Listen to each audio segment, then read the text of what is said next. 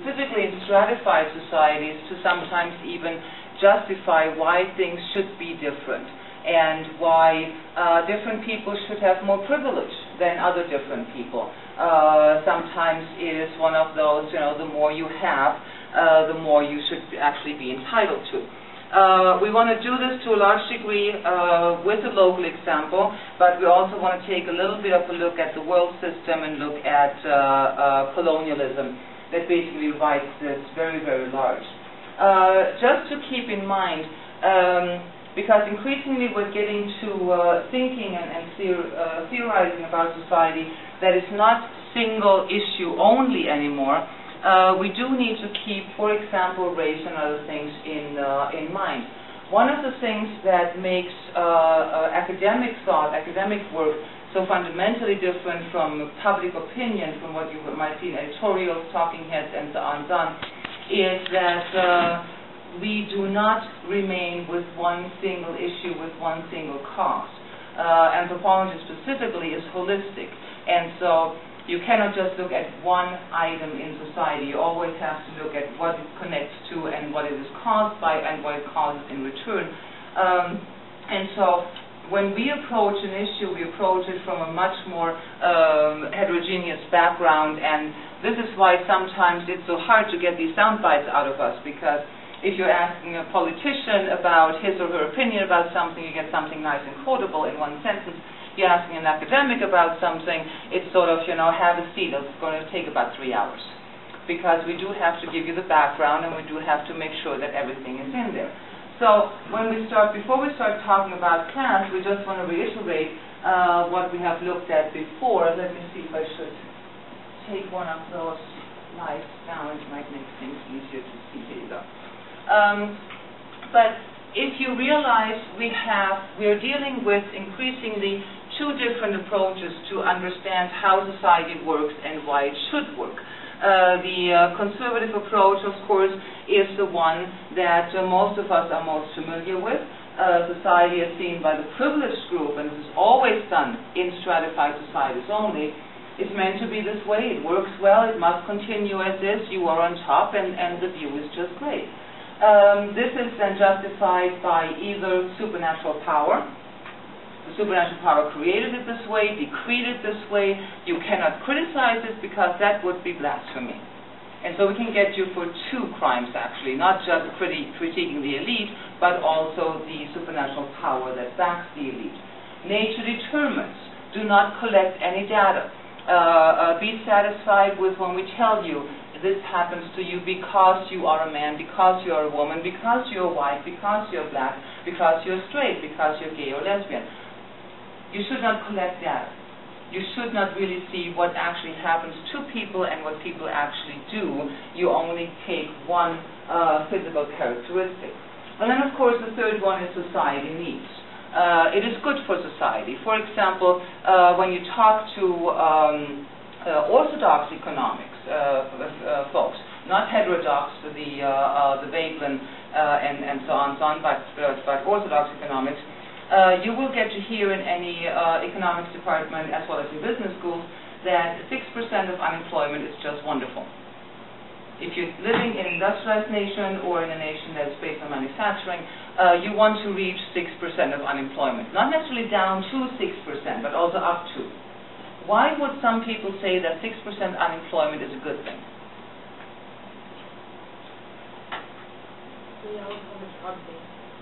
If you have to fire someone, you always have someone to fill. You have a labor pool available, absolutely.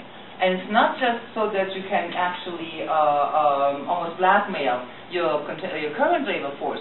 It's also because you may have seasonal requirements for a larger labor force.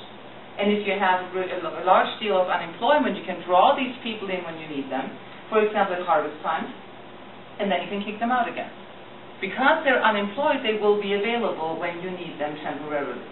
If production goes up, for example, for Christmas wreaths in October, companies that make Christmas wreaths can draw people in, kick them out.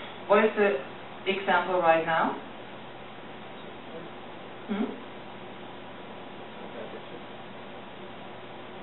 Well, if you need green paint manufacturers, tax time. A lot of accounting companies actually hire temporary workers just from January through to the end of April, because this is now a high intensity season for this particular profession, and so people are being drawn in, and then they can be kicked out again. For the employers, it is absolutely necessary to have this pool of unemployment. Now, they tell us it's good for society. What I want you to always to consider is it good for the victims? Are you really happy to be one of the 6% going, yes, I support society, I'm so happy? Actually, you're not even celebrated as supporting society. You're being told that you're lazy and you should go out there and get a job and so on and so on. You're actually socially punished for it. But a lot of times we have this, if we inconvenience the powerful, then there's a problem with that, because society needs different people, different groups in different spaces. If you remember this, all this has been brought to us by Greek and Roman philosophers, by Christian rule, the church first, and then the different sects. Cartesian thinkers, unwilling to expand human to the whole human population. When they said mankind, that's what they meant, and they actually only meant men of a certain class. And of course, again, like I said, this is what we know. How does class fit into this?